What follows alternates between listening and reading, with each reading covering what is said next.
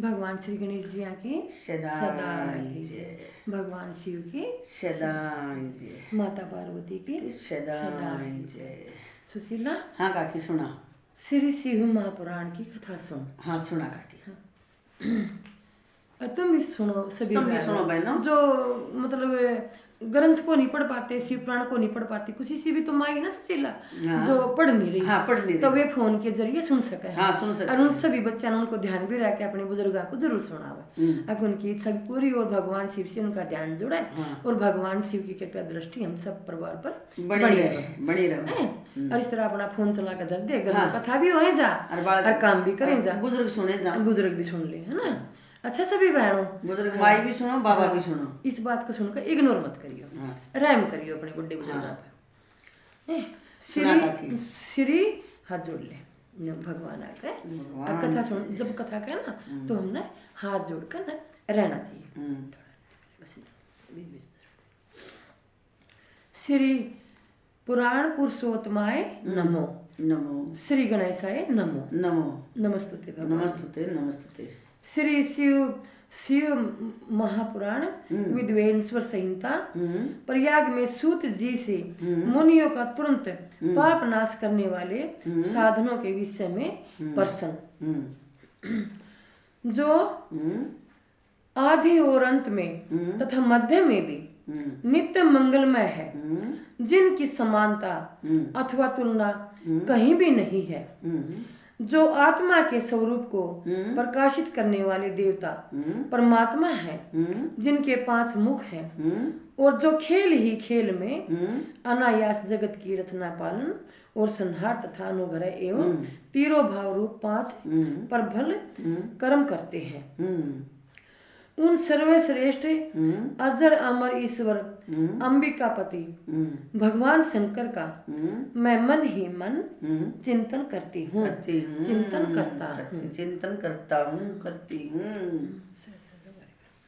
व्यास जी कहते हैं, जो धर्म का महानक्षत्र और जहाँ गंगा यमुना का संगम हुआ है, उस परम पुण्यमय प्रयाग में जो ब्रह्मालोक का मार्ग है, सत्यव्रत में तत्पर रहने वाले महातेजस्वी महाभाग महात्मा मुनियों ने एक विशाल ज्ञान यज्ञ का आयोजन किया।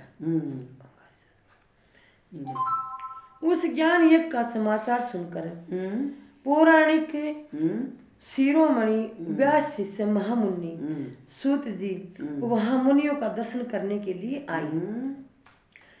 सूत जी को आते देख वे सब मुनि उस समय हर्ष से खिल उठे और अत्यंत प्रसन्नचित से उन्होंने उनका विधिवत स्वागत सत्कार किया।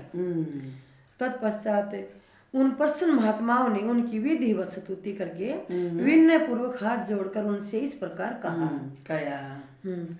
सर्वज्ञ विद्वान रोम हर्षण जी, आपका भाग्य बड़ा भारी है, इसलिए इसी से आपने व्यास जी के मुख से अपनी प्रसन्नता के लिए ही संपूर्ण पुराण विद्या प्राप्त की है, इसलिए आप आश्चर्य स्वरूप कथाओं के भंडार हैं।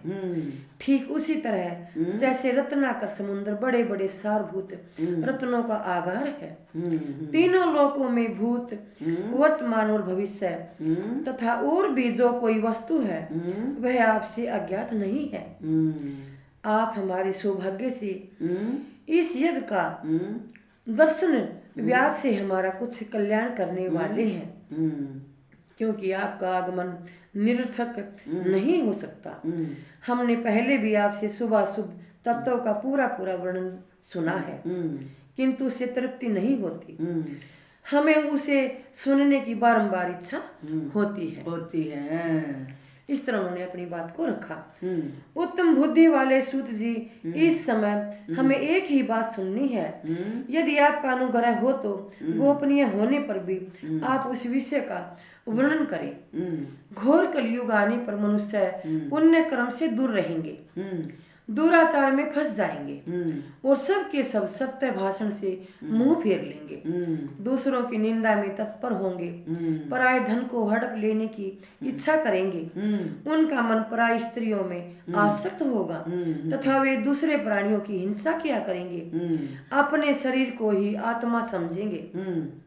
उन्होंने कहा कि अपने शरीर को जीवात्मा नहीं, नश्वर होकर आत्मा समझेंगे, मतलब जीवात्मा नहीं समझेंगे, अपने आप को आत्मा बताने लगे, अपनी आत्मा बताना लग अपने आप को मैं एक आत्मा हूँ, मैं एक आत्मा हूँ, भगवान हूँ। और वैसा हो भी रहा है। हाँ, हो रहा है कलयुग में। हाँ, कलयुग में हो रहा है। तो मूढ़ नास्तिक और पशु बुद्धि रखने वाले होंगे, माता पिता से द्वेष रखेंगे, ब्राह्मण लोभ रूपी